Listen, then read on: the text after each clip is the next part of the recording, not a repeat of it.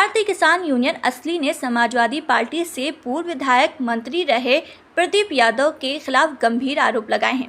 भारतीय किसान यूनियन असली की मुरादाबाद इकाई ने आज ग्राम इसमपुर डांडा निवासी प्रदीप यादव के खिलाफ ग्रामीणों द्वारा लगाए गए गंभीर आरोप लगाए। ये आरोप भूमि धोखाधड़ी, अवैध संसाधनों के दोहन और व्यक्तिगत उत्पीड़न से संबंधित है। यूनियन ने इस मामले में तत्काल सरकारी हस्तक्षेप की मांग की है। यूनियन ने मंडल अध्यक्ष दिलीप कुमार उर्फ टीटू यादव ने गांव के लोगों के साथ मिलकर उप जिलाधिकारी गुन्नौर को एक ज्ञापन सौंपा है, जिसमें निम्नलिखित प्रमुख बिंदुओं को रेखांकित किया गया है। भूमि धोखाधड़ी और अवैध कब्जा। प्रदीप यादव पर 1990 से 1995 के बीच ग्रामीणों की भूमि को बाहरी लोगों को पट्टे पर देने, बाद में वापस लेने और फिर अवैध रूप से अपने परिवार के नाम पर स्थानांतरित करने का आरोप लगाया है।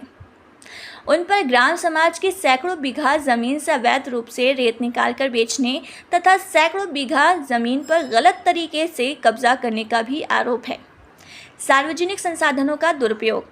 आरोपों में ये भी शामिल है कि प्रदीप यादव ने ग्राम पंचायत से प्राप्त धन का उपयोग 25-30 वर्षों से फर्जीवाड़ा करके निजी लाभ के लिए किया है।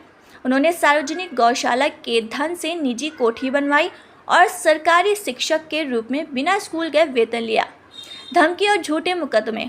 ग्रामीणों का दावा है कि ये प्रदीप यादव उन्हें डराते धमकाते हैं, गाली गलौज करते हैं और झूठे मुकदमे में फंसाते हैं।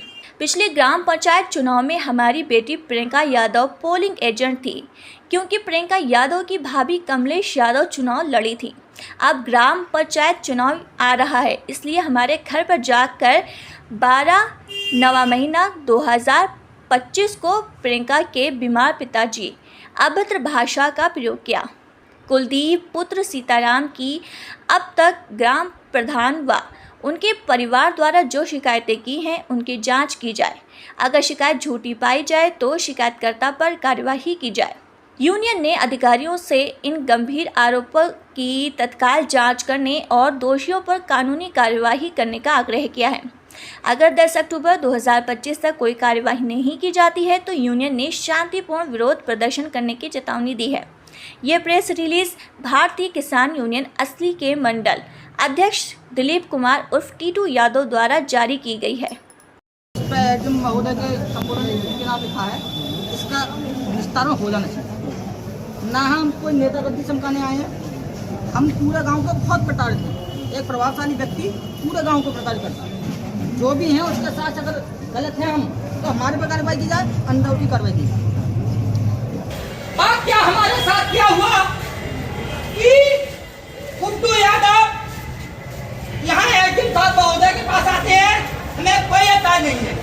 उन्होंने आरोप लगाया हमारे गांव के लड़के पर, एक बार नहीं 3-4 बार कहा, लिखित में एप्लीकेशन दी कि ये लड़का गुंडागर्दी करता है, ग्राम सभा की जमीन पर अवैध निर्माण करता है और ग्राम सभा को जोत रहा है।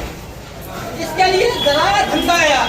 हमने कहा, हमने बहुत सारी एप्लीकेशन दी कि हमारे पास ग्राम सभा की जमीन हो, हमारी जांच कराए, अन्यथा उसकी जांच कराई जाए। और सुनिए, मेरी एक वाटर संख्या है जो कि रेणुका देवी के नाम भूमि है, उनको नसबंदी के दौरान पट्टा दिया गया था, जिसको वो 132 पेड़ की जमीन थी।